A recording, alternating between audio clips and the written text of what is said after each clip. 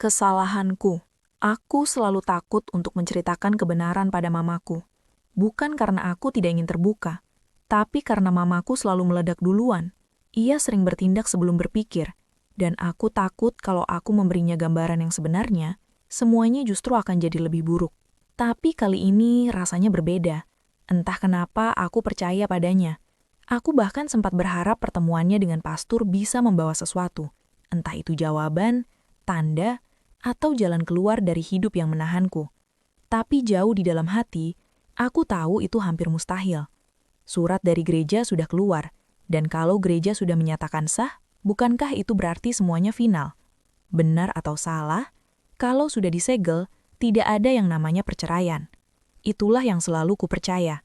Setelah pembicaraan itu, tentang apakah pernikahanku sah atau tidak, aku mencoba menyingkirkannya dari pikiranku.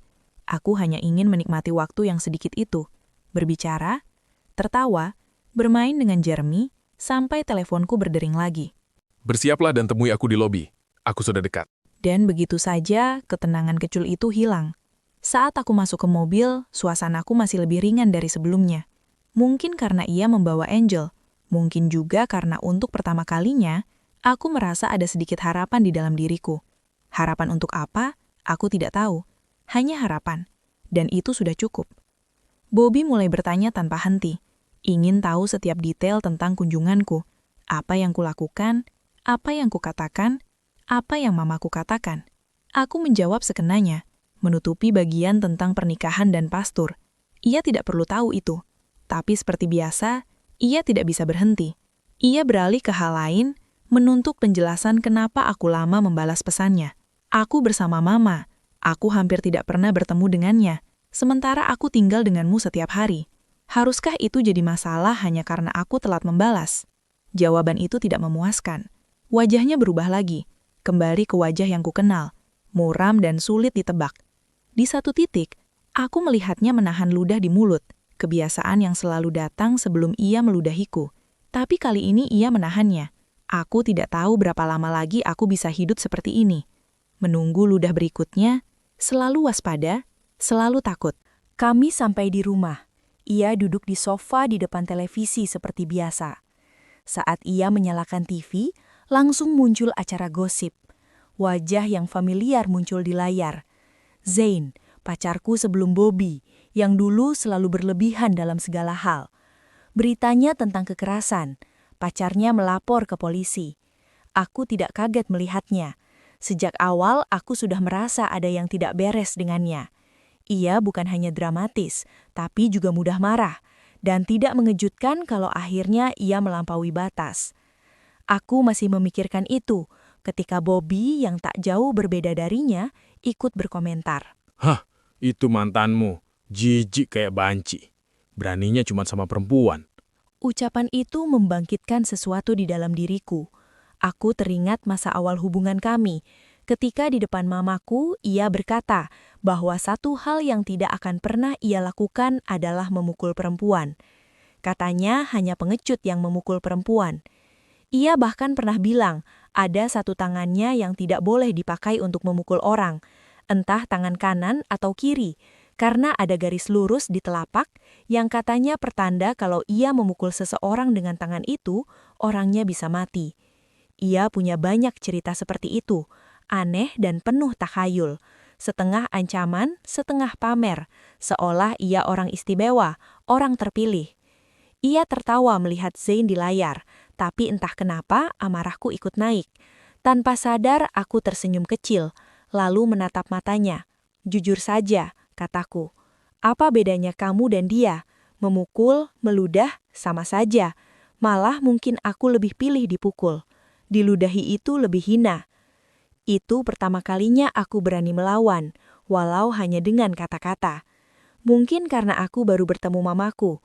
Mungkin karena aku tahu, aku tidak sepenuhnya sendirian lagi. Ia menatapku seolah tak percaya dengan apa yang baru didengarnya. Lalu ia tersenyum miring, tipis, dengan wajah yang dingin. Apa yang kamu bilang barusan? Ulangi. Jantungku berdetak keras, entah karena adrenalin atau ketakutan, tapi aku mengulanginya. Aku lebih pilih dipukul daripada diludahi. Ia menunduk sebentar, lalu tertawa kecil. Kemudian tiba-tiba menarik rambutku dengan keras sampai wajahku mendongak. Yakin? Saat itu aku sadar, yang kurasakan bukan keberanian, tapi ketakutan. Tapi aku tetap menatap matanya dan mengangguk. Aku pikir ia tidak akan benar-benar melakukannya. Ia melepaskan rambutku, tapi tetap menatap. Matanya tak berkedip, dan ruangan terasa mengecil. Aku meyakinkan diri bahwa ia hanya ingin menakutiku, tidak lebih. Lalu tangannya datang begitu cepat. Satu tamparan keras yang membuat semuanya gelap seketika. Dunia lenyap. Hanya ada denging panjang di telingaku. Saat kesadaranku kembali, aku baru sadar apa yang terjadi. Ia baru saja menamparku. Aku masih terdiam saat ia mendekat dan berkata pelan. Kamu sendiri yang minta, kan? Mulai hari ini, aku janji tidak akan pernah meludahi kamu lagi. Dan benar saja, sejak malam itu, ia memang tidak pernah meludahiku lagi. TV masih menyala. Suara tawa pembawa acaranya bergema, seolah dunia tidak terjadi apa-apa. Keponakannya yang sedang belajar Mandarin dengan neneknya di bawah, tiba-tiba diam. Rumah ikut sunyi. Tamparan itu begitu keras sampai terasa seperti tembakan. Setidaknya, bagiku. Tamparan itu bukan kehilangan kendali. Itu keputusan. Aturan baru. Dalam pikirannya, ia tidak melanggar batas. Ia hanya mengganti cara. Sejak malam itu, setiap memar akan ia sebut sebagai pilihanku sendiri. Tak lama setelah bunyi di telingaku reda, mamaku mengirim pesan. Katanya ia sedang dalam perjalanan menuju gereja untuk mencari tahu. Kata-katanya kembali terngiang tentang bagaimana pernikahan Katolik tidak bisa sesederhana itu, bahwa ini bukan Las Vegas. Selama ini aku bertahan karena takut dosa, karena ia menakutiku dengan kata-kata tentang syurga dan neraka, tentang bagaimana kami sudah menjadi satu.